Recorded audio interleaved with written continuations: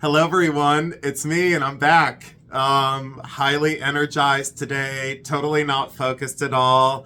I really didn't know what I was going to talk about, but I thought I had to come back on here because I missed you all. So I had a very busy week, and I mean incredibly busy week, but I am ready for this. It's just going to be a show and tell.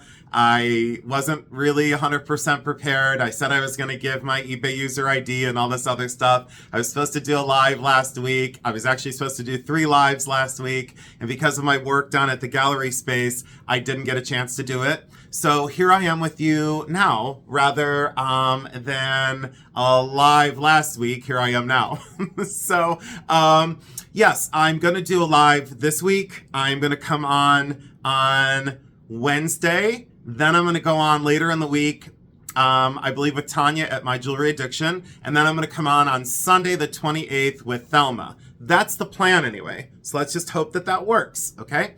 I brought out some things that I acquired this week. I also brought out some things that I've had for a while. The first thing on my desk is this fantastic piece of fabric. I went to the Goodwill, and I stopped going to Goodwill years ago just because I didn't have a lot of luck. So I stopped going, and I went and I picked this up, and it's a gigantic piece of fabric, a monstrous piece of fabric. It's polished cotton, and as soon as I saw it hanging on the rack, I knew by quality it was something. So on this one side, it's signed with the registration and the information on the company that produced it, which was Waverly.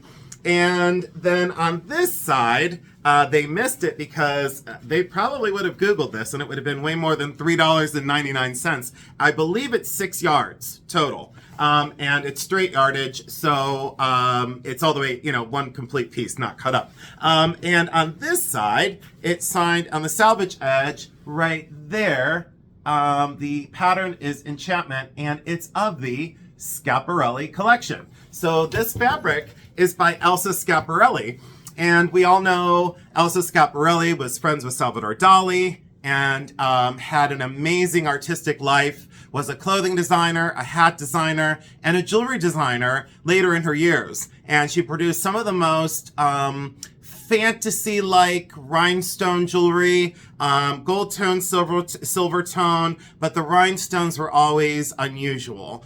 The designs were very fluid and very kind of dreamy, if you will. And this fabric is no exception to, a Schiaparelli design. Really beautiful floral, but still mid-century modern. And I do have a Schiaparelli pattern, a Schiaparelli clothing pattern, that if I paired the two together, I would well imagine I would be in the driver's seat with price and probably be able to get between $600 and $800 for the pattern, for the dress, and also the fabric, which is incredibly, incredibly hard to find. So I was really glad to find that for $3.99. So that was a great pick. Another thing that was kind of situated around the house, this purse, and it was made by Gloria Gerber, who was a local artist, and she made it out of an old tire. She riveted together, she called the line industrial strength, and it was done in the late 1990s. And Gloria was for sure ahead of her time and did wonderful things. And this purse I bought at her estate sale. It's the only one that I bought.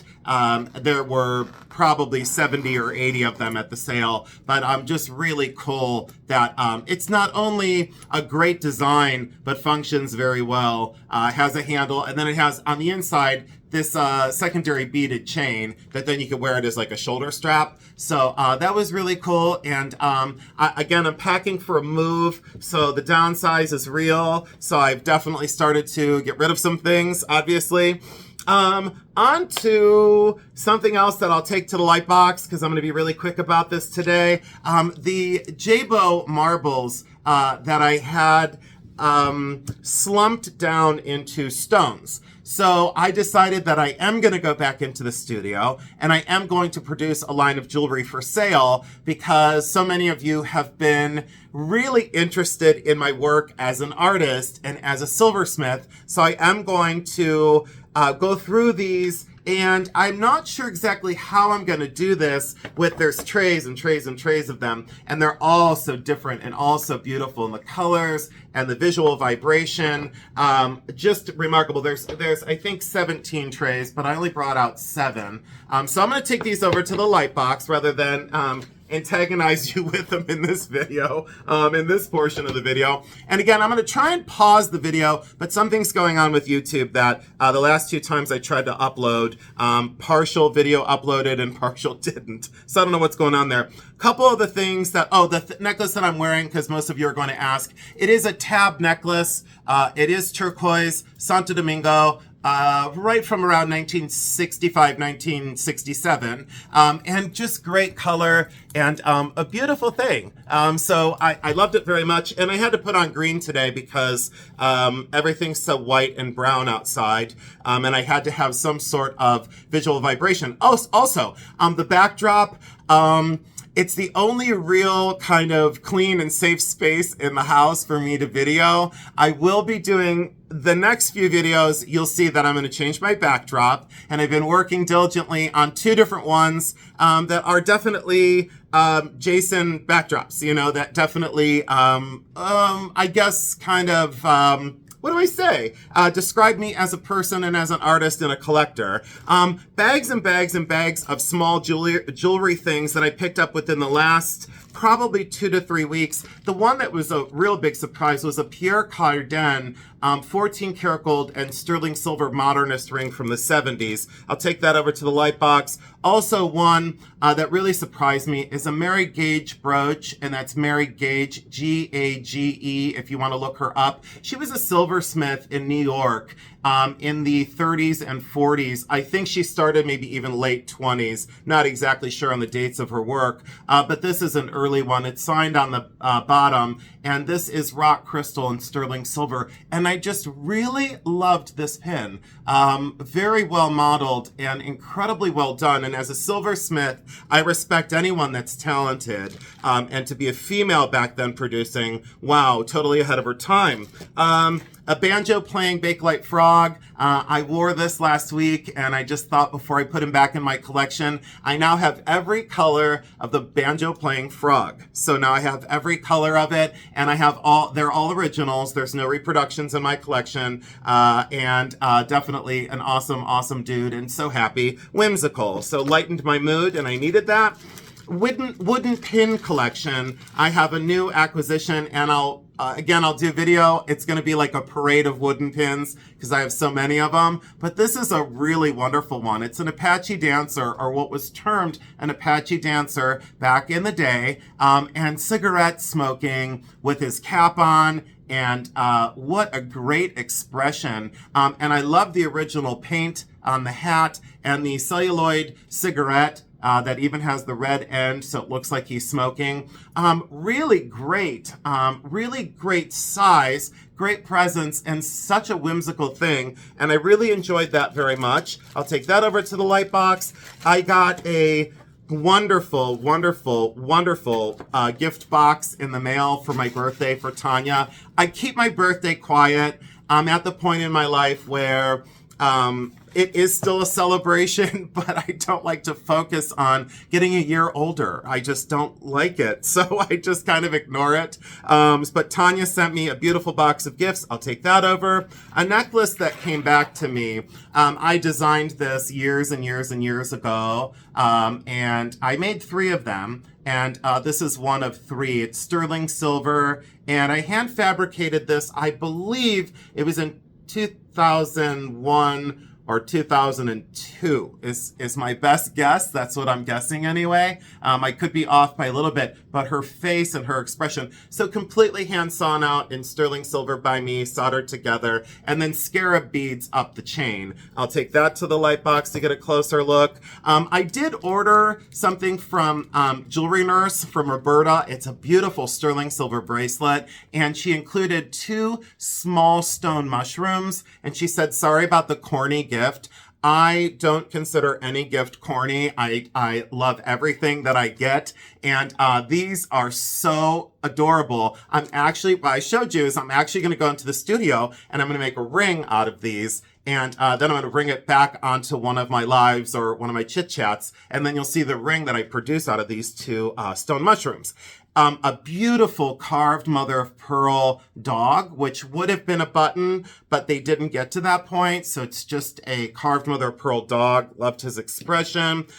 One of the more important things, and again, I should do a whole video just on this by itself, but a demantoid or demantoid, however you wish to pronounce it, there's no policing here on this channel. It's demantoid garnet, which is green garnet from Russia, and then the red stones are genuine red spinel. It is manufactured in Russia, and it's Art Nouveau. It's an original, right around 1907 to 1909. That's circa dating again, based on the hallmarks, and just really beautiful design and so expertly executed with the pin mechanism on the back, and you can also wear it as a pendant. So I'll bring that over to the light box because these are going way up in value, and I mean way up in value. So gigantic prices from those. A box of pendants. I won't ruin the surprise, but a box of pendants, butterfly wing, rutilated quartz and diamond, and then a very early butterfly that's seed pearls, an extraordinary necklace. A carved walnut that actually looks exactly like a little walnut, but it's a box, and I'll open that up when we go over to the light box. And then the grand finale, before this goes back to safety deposit, hadn't seen this in a very long time. But I brought this to one of my shorts. I got a huge response, and I can see why. It's an 18 karat gold enamel rose-cut diamond watch, and it's a pendant watch. And it was made right at the turn of the century. And it's very difficult to date these and to know both manufacturer of the gold case and also the manufacturer of the watch. It is thought to be by Vacheron and Constantine, the works on the inside of the watch, and extremely miniature. And then the back of this is just one of the most exceptional and beautiful things you will ever see in gold. When you push his rear end, the wings open up and there's a running watch on the inside. So if you want to see the inside of it, I suggest you go over to the short feed that I did the other day and you can see that. I think I gave you a good lay of the land of what I'm going to talk about. I'll get over to the light box. We'll consolidate this down. There was, again, 390 things I wanted to talk about, but I never seemingly get there. So I just have to say that just give me some time. I'll settle in and we'll be really golden in not too long. I'm going to start the 101s on materials. I also am going to talk about the places that I shop at, the places that I go to, and the places that I buy. Okay? So with that, thank you so much for staying with me. Anyone who's new here, please hit the subscribe button because I'm getting a lot of views on my videos, but people are not hitting the subscribe. It's totally free. It's painless. You can trust me. And subscribe. And then also to my existing people, if you could just share it out to one person that you know. Just share it out to one person who you think would be interested. I don't want to fill my space with warm bodies. I want to fill my space and my channel with people who truly want to be here. And thank you so much for your encouragement, your uplifting comments, the love that you give me. Thank you all so much. You make me extremely happy. Let me try and pause this and get you over to Lightbox. If for some reason it cuts off, just know that I'll do another video. All right? Mwah. Wait 1 second. Okay, hold on. Okay, everybody, I was successful. Here you are with me in the light box. So this is the ring that I talked about the last time that I, of course, forgot to bring to the light box. So here it is.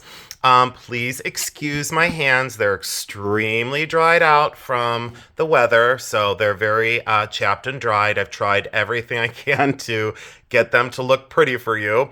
As to the ring that you're looking at, I made this ring a very long time ago. It is cigarette butts and diamonds, and the diamonds travel and rock back and forth inside of the cigarette butts where the channel is between the cigarettes. It's based on a point in my life where I was having a difficult time navigating life, and there was a gentleman that was homeless. Well, I don't like the word homeless. I like the word maybe an explorer. in a way, finding himself in life. And he was fantastic. And he stayed with me for a while, and I'm a non-smoker. I always have been. And I told him that as long as he didn't smoke in my house, he was allowed to stay with me. And he decided that those rules didn't apply to him, and he smoked in my house frequently. And after he left and decided to move on, he left a lot of things with me on my heart, in my mind, and I learned a lot from him. And before I get too emotional about it, I didn't know what to do with the cigarettes after he left, and I think it might seem odd to some people you would just throw them away.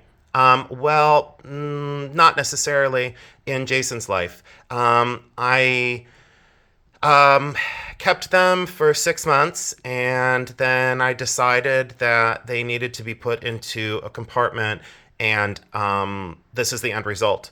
I think the story is there, and the ring speaks for itself and tells the rest of the story. As a conceptual artist, a lot of times my work may not make sense to some people, and then others will be emotionally affected by my work. And I think this is a classic example of a piece that I find certain magic in. And I leave the rest unsaid, because I'm going to struggle for human words. The thorn design is cut out of sterling silver and is on this top plate that is then showing through where I set the glass panel. All right. So this is me start to finish, everything. The shank, the compartment, everything is completely hand sawn out and soldered together. So quite the labor of love. I think this ring took me start to finish. This took me around 6 days to make the compartment the right size for the cigarettes, and then to make sure that the diamonds traveled in that little channel that the cigarettes created. So we have this beauty that was on the move, per se. And again, a remarkable end result that makes me very happy to this day, because then all the things that I learned from Corey, I now still have with me. And I love that ring very much. So thank you for allowing me to have a slight delay in sharing that, because I was supposed to do it the last time, and we know how Jason is. I don't do everything I'm supposed to. I hardly ever do what I'm supposed to. This is the brooch by Mary Gage that I talked about earlier. It's rock crystal, sterling silver, and I'll show you her signature. It is right here, Mary Gage, right there.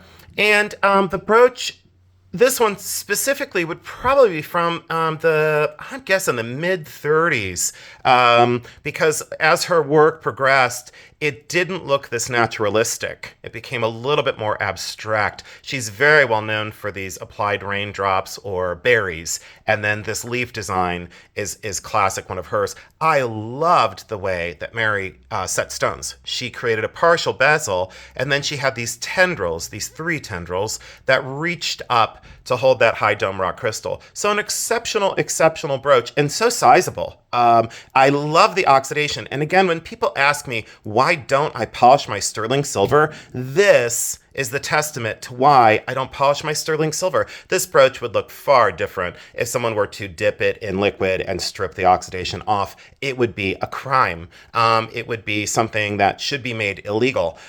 It's just one of those designs that, again, she was so far ahead of her time, and a remarkable craftsperson to create this wire-like construction to then build this remarkable foliate design, symmetrical yet asymmetrical. If you study it, you'll see that there are variances and differences between the sides, but it looks so symmetrical. She was a genius. She was definitely a magician in silver, and I have always tried to emulate the people that spanned before me. This brooch was acquired by one of my work partners. He buys at the antique malls, and this is exceptional. It's a European cut diamond in the center. And again, I'll get into different cuts of diamonds very, very soon. Just bear with me. I love these shows and tells, and maybe you'll start to see some characteristics in the stones. Once I say European cut, you'll see a larger culet, which is the bottom facet that is then cut off. And then look at the scintillation in the diamonds. really probably some of the finest that I've seen for antique and early cut stones. Now, I do get very frustrated with contemporary jewelers that, shall you say, are cruel and unusual to antique cut stones. If you go to a contemporary jewelry store, and I won't mention any names, but if you go to a contemporary jewelry store, like one of the big box stores, this brooch would outshine any diamond in their case. And yet they still say that their stones are quote, ideal cut or perfectly cut, or they have these to me, misnomers of how great their stones are, and yet I would bring this or wear this in, and I would outshine any diamond in their case. But really beautiful brooch. Enough of a lecture series. A really beautiful brooch. Again, a pin mechanism there that is right around 1910 on this one. Did it start around? I think that started around 1900 and went to 1915 or 1918. But again, when you have findings like this, and they were laying around from 1900, they could have used those in 1930 or 1940 if they wanted to, But this brooch, the style of it is absolutely 1900, 1915. So take that central diamond, and again, and the quality of the stone is just remarkable. And I snapped that up from him. Oh, and then the safety chain and the secondary pin. This was very popular then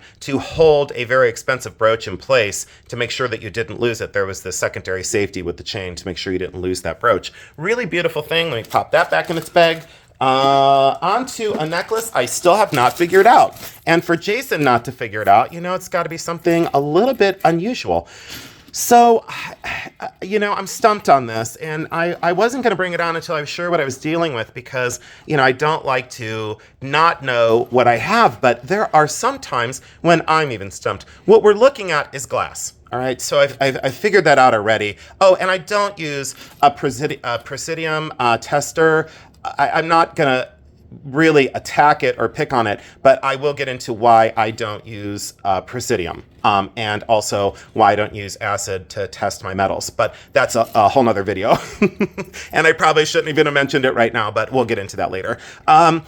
So these are cut glass. So as you study the stone, there's clear glass, and then there are, at the time when this was constructed, rods of black that were inset in the white and then cut away to create this optic pattern that looks like, resembles early mine-cut diamonds. So what this was going for was to resemble early mine-cut diamonds. Now what I'm having a problem with is it is constructed like it's Georgian. It's constructed like it's 1840, maybe even 1830, but the prongs are different than Georgian. So someone else may not be able to say that this is not a Georgian construction here, but it's not. Closed back set is a Georgian construction. The jump rings, the way they're soldered together, is a Georgian construction. The only difference is this applied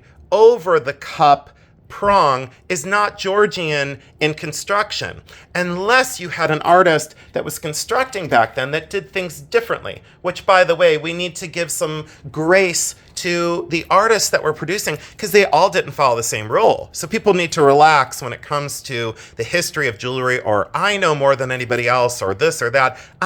Don't do that, because there were artists that worked outside of certain design aesthetics. So this is marked 830 silver. The box clasp appears to be very old. So again, this is stumping me as to the exact date and who in the world produced this, because I have yet to see this pretty much anywhere. Now, I saw a piece maybe about 3 years ago that resembled this, but it wasn't the same coloration in glass. So if anyone out there has anything similar to this, would you please leave a comment in the description or in the comment section, and I'll be sure to take a look at that. There's something about this that's very magical. So again, I'm not going to get into specifics. I wanted to share it because it's very new to me and it's in its infancy.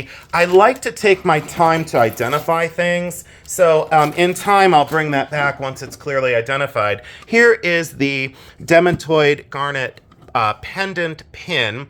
So these are demantoid or demantoid. Both pronunciations are acceptable. I say demantoid. That's the way I pronounce it. These are very large for green garnet, extremely large. And look how lush the coloration is. They almost look like emeralds. Almost. The design is clearly Art Nouveau. It is Russian. It has tons of hallmarks throughout. Let's see if we can zoom in on a few there. There's a couple there. Then there's a whole string of them right there. I did a little bit of research on two of the marks, and I figured out the gold heritage and also the origin, but I still cannot figure out the maker. So I don't know exactly what we've got going on for the maker, but again, and there's some on the pin stem. Sorry, I knew that there were more, and there's some right on the top of the pin stem. Please, when you're buying jewelry and you don't see hallmarks, if this bail was missing, because you can see it's not soldered closed. If this bail was missing, you may completely miss these hallmarks there, because that's not a normal place to mark them, and you most certainly might miss the hallmarks on the top of the pin stem. So look very, very closely and very thorough, all right? That's just a helpful hint for you. That's one of my tips. And these garnets, again, incredible coloration, incredible. And then these two are genuine red spinel. So they're out of the ground and they're genuine red spinel. Very, very unusual color combination and very unusual size for one of these. Customarily, a lavalier pendant like this is much, much smaller. May only have one or two stones, and look how many this one has. So this person, again, extremely wealthy.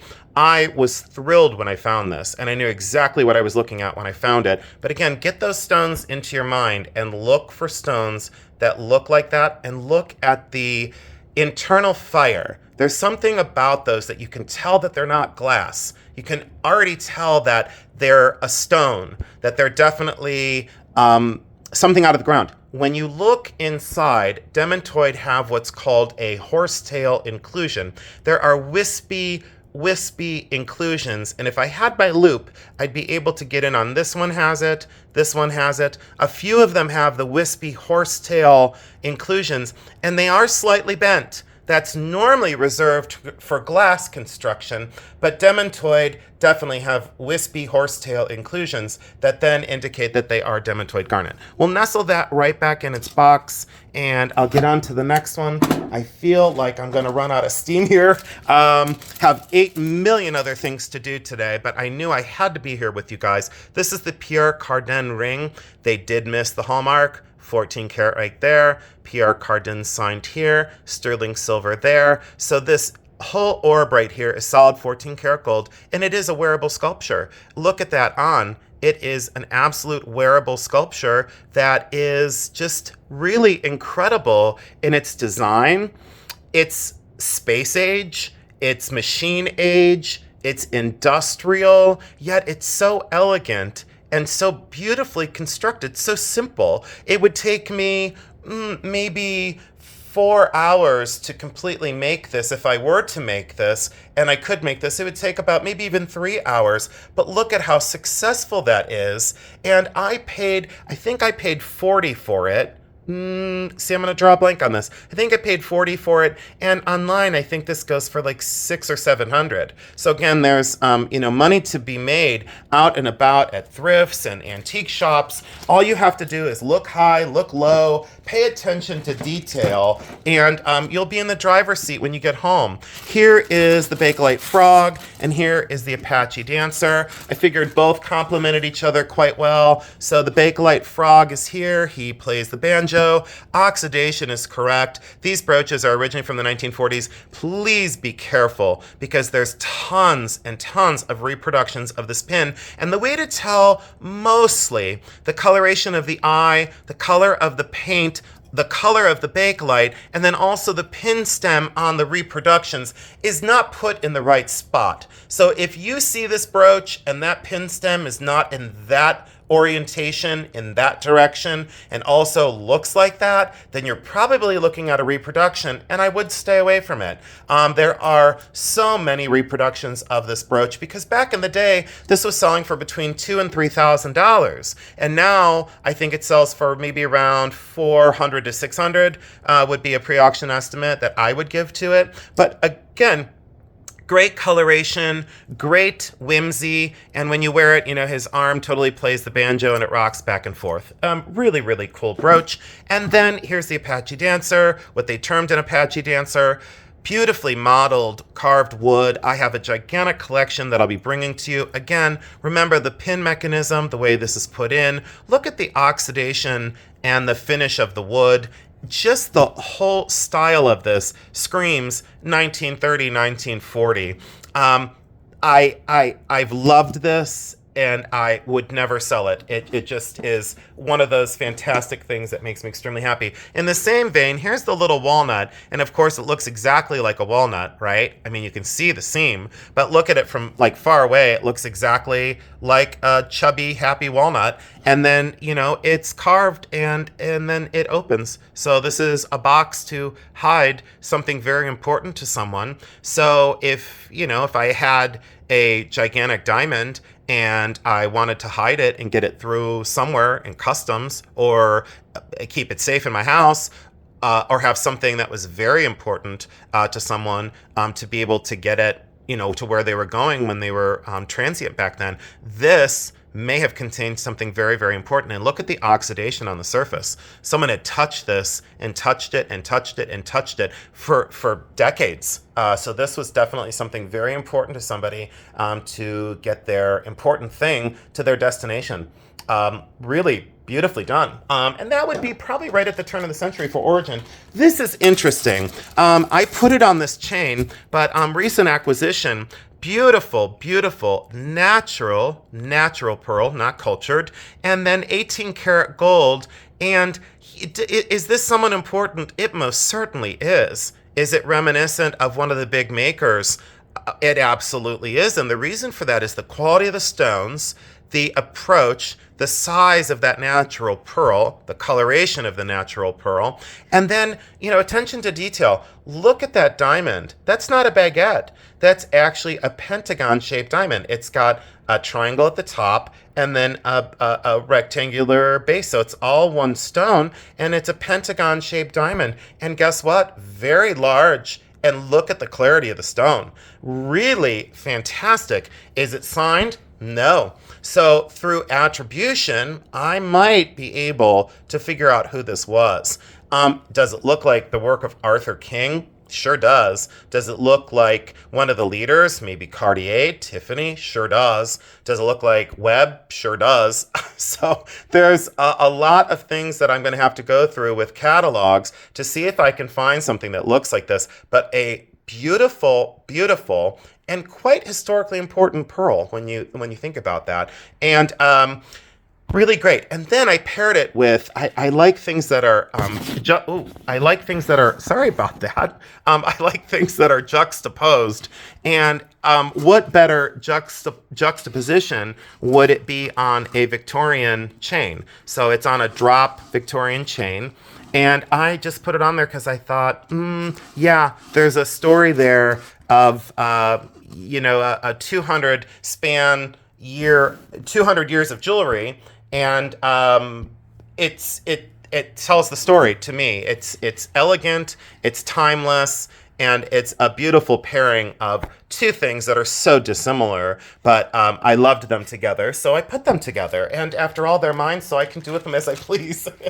Sounds so arrogant, but it's totally true. The obsessions, or shall I say the sterling silver pendant that I made that came back to me, it was a mess, and I had to hammer this all back out. I had to clean it, and originally the oxidation was much, much different. This was jet black, and the in-between tendrils of hair were all jet black, and then this was more brightly polished sterling, but her face was so peaceful and so serene. And again, I cut this out of sterling silver. So this face and this top hair is one sheet of silver. The earring is another sheet of silver, so gave dimension. And then this back panel is the moon and then the other tendrils of hair. So that was that and sizable, cut out of sterling silver.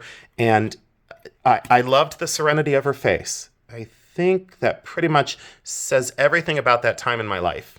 And then I soldered on 2 jump rings to the back of the hair. So I wanted a strong solder seam so you can see where I seamed the jump ring. I was very conscious of craft at the time. And then I knew that if I soldered it to the top of the hair, the eutectic or the bond would be much, much smaller. So the surface area would be very small. And those would probably break off over time. So the reason why this survived in its very poor conditions where it was found, the reason why is because the solder seam, kept it together. Here's my classic sterling silver hook, and then these were Czechoslovakian glass scarab, glass beads, and then a sterling silver soldered chain, and then you just took it off here to put it on, and then put the pendant on, and then hooked the clasp back there. So one of my early works that, again, was their great concept? No. Was their great fashion? Yes. And craft and a beautiful end result, very wearable, but sizable. And I would love to maybe just maybe, make some similar designs for sale. Not the exact design, because I don't like reproducing things I've already done. So maybe something very similar. If there's an outpouring for requests for that, I most certainly want to keep my viewers happy, and I'd probably do that and bring them for sale. Here is the dog. And I know you couldn't see, you probably thought, why is he so focused on a carved mother of pearl? Scale, detail, the collar, the expression, the face, the fur, the way the artist planned the top portion of the shell as opposed to the back portion of the shell. If you missed my cameo video, please go and watch my cameo video. You'll see why I have such an affection for carving. A subtractive process that if you make a mistake, one tiny little mistake, let's just say you carve too far down in the eye, then you have to scrap the whole thing and start over. These artists were truly part magician, maybe not completely human, because that is such incredible work. That would be turn of the century as well. As to the gift that I received from Roberta, she sent me these 2 little mushrooms. They're stone mushrooms. Roberta, thank you so much. And thank you to the Jewelry Nurse channel. You guys are just great. And you ladies, I should say you 3 ladies are fantastic. And Roberta sent me these. So I'm going to set these in sterling silver, and then I'll bring the ring back and show you the gifts that I received. And then on to the grand finale. The gifts that I received, I'll just go through really quick because this was just adorable. Let me zoom out just a little bit. Let me give myself a little bit more room here because I think we're a little too close for comfort. This ring box, Tanya at My Jewelry Addiction. It was my birthday this last week, and I like to keep things quiet. And it was a big birthday, by the way. It was a major birthday. I won't say which one, but it was major. This is a celluloid ring box, and I have so many celluloid ring boxes, but I don't have one like this. This is just incredible. The color and everything about it. I love that ring box. So Tanya, thank you so much. And then I already opened these, but I wanted to show you. Look at this little squirrel carved out of wood. It's a brooch, and she knows that I love my wooden pins. So she sent me this. And I also am Twiggy, the water skiing squirrel's biggest fan. And I went to go see Twiggy, and they got pictures. And by the way, Twiggy's a girl. Everyone thinks the Twiggy, the water skiing squirrel's a boy. It's not. The secret is that's a girl, and she's very talented, and she's adorable. Oh, and there's 4 Twiggies, just so you know. This is carved jade, jadeite, but I'm sure it's jade. And there's a dragon on one side, and I saw this. Tanya had, I think she had a video up or something, and I said, ooh, what's that green thing in the back that you didn't really touch? And then she sent me a picture of it, and I jokingly said, I have to have that. I have to have it. I can't live without that. And she didn't say anything, and I was like, well, maybe she didn't hear me. But she totally heard me because, look, she sent it to me for free. So, Tanya, thank you so much for making me so happy. And I think there's, this is the other big one. So I bundled these together because this is a big deal. So I've been after this brooch for a long time, and everybody knows my Bakelite collection is fairly large. And this is the Conestoga wagon. And I will say a logo that is very familiar to me now in my life. I won't say any more on that. And carved wood, and the pin mechanism is missing. So I'll be able to fix this. I'll be able to put an original pin mechanism in there and a pin stem, and I'll be able to fix it in maybe, 10 minutes.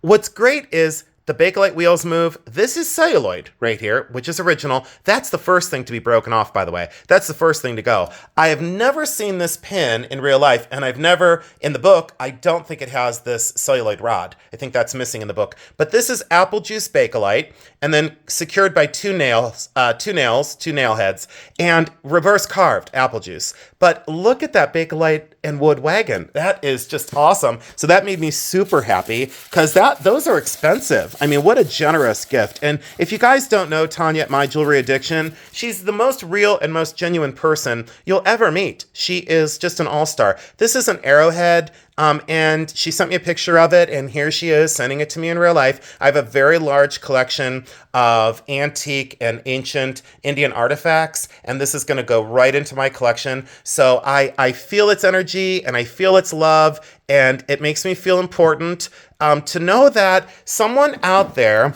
no matter how far away she is, I know she's always there for me, and I want her to know I'm always there for her, because I always am. Once you're my friend, you are my friend for life, unless you want to get rid of me, and then I'm easy to get rid of. I'll leave. This is Venus of Willendorf.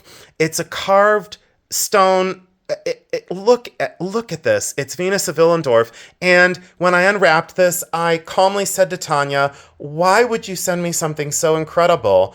And then I realized I had sent her a rock crystal elephant out of my collection that I said I would never sell or part with. And I sent it to her for, I believe it was her birthday last year. So this is most certainly, quote, fair trade with, giving something that I loved, because she loved this very much. And how could you not love such a beautiful fertility effigy? And out of a stone that normally isn't something that I revere as like, oh, I love that stone, It's like tiger eye. Tiger eye, okay. It, not so much. Red, green, whatever. I'm, whatever. Not such the fan. This, though, I'm normally not a fan of this stone, but dear Lord, look what happened when they carved it. So that had me extremely happy. Tanya, thank you again. And then I forget what this one is. Boy, I sure hope it's something safe. Let's see what this is. Oh, I remember now. So I collect celluloid hair combs, and Tanya sent me this amazing turn of the century celluloid hair comb. Look at the detail, and blue rhinestone, clear rhinestone, carved a little bit, and just beautiful. So Tanya, thank you so much for your generosity, and thank you all for your birthday wishes. Trust me, it meant a lot to me. On to the 3 pendants I'm going to put in a short. I don't want to ruin it, but this is butterfly wing. It's English and it's sizable. What I loved about it is its purity in form, very large, all about the wing, in really beautiful condition. Slight lifting in the blue on the very edge, just from normal, shall you say, humidity? Yeah, it's basically caused by water or humidity getting in there and kind of, bothering the wing, if you will, or maybe when it was set. But really beautiful butterfly wing. I've always loved that electric blue color, so that's going to go into a short. This is also going to go into the short as well. So diamond frame, I think it's about 2.5 carats of diamonds, rutilated quartz. This came from my friends in India. They have this incredible line of jewelry. Retail on something like this is, it's up there. It's $800, maybe $900, and I didn't even pay a fraction of that because I've been doing business with them since 1999. So a 25-year span. And when you're a loyal customer, people do really start to treat loyal customers differently than just a person, off the street. But look at the rutilated quartz, really impacted with rutile crystals, and very well cut, and the diamond border just is fairly well perfect. It's the right size diamonds. It's just enough to frame that stone. A lot of times when you look at jewelry, it's like oil paintings. The frames are almost just as important as the painting, if not, equal, or sometimes even better. This is an extremely rare survivor, and I am going to take it and put it into a short. So you've got natural rubies, natural half seed pearls, Persian turquoise, and then these seed pearl drops, and these are just incredible. You won't be able to see it in the short, so that's why I'm bringing it here now before the short feed. But look at how they threaded those seed pearls onto thread and then sewed them onto these beads, onto these drops, and look at the chain. It's the original chain. How many times in life do we find a pendant with its original chain? Not very often anymore.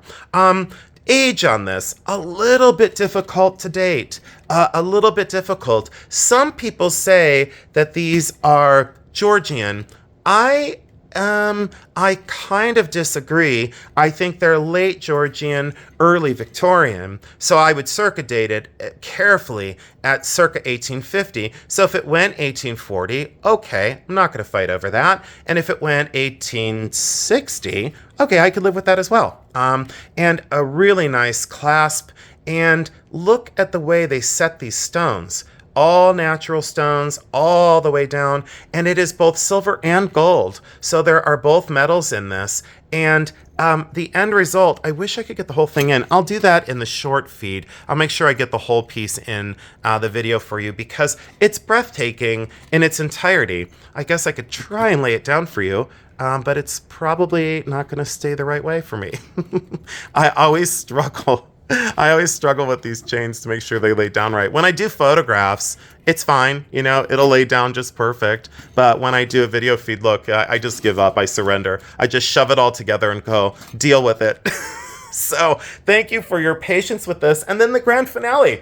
I'll take this out. And again, this is something I could probably talk about for a very long time. But this is the Beetle watch. And before it goes back in a safety deposit, which is tomorrow, promptly at 9 in the morning, I thought I'd bring it to you one last time before I put it away. And in the short feed, I don't want to do it again, but you push this button and the wings open up and there's a small working watch on the inside. But look at the legs.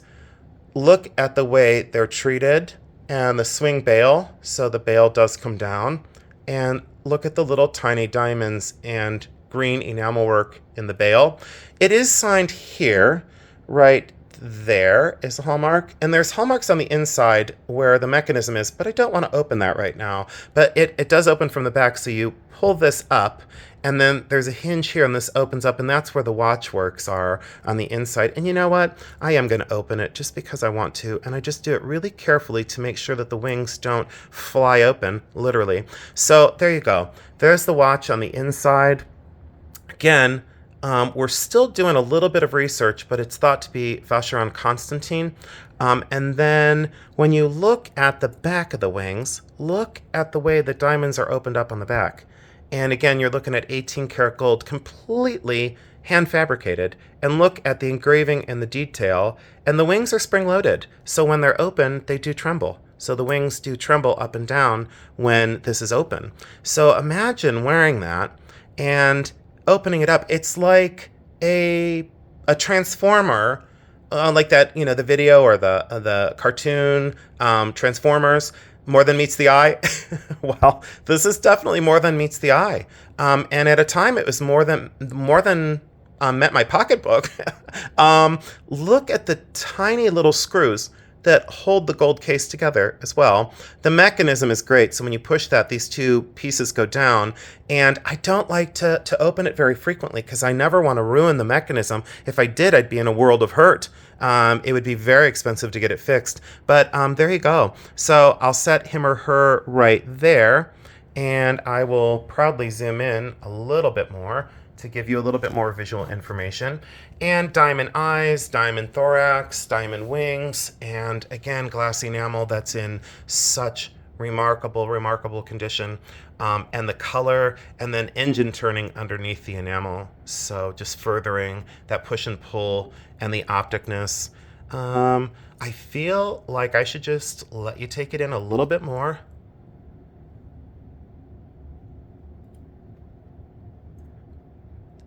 And I think now I'll push this mechanism, I'll close the wings, push the mechanism back down in, snap the little wings in place, and let you take that in.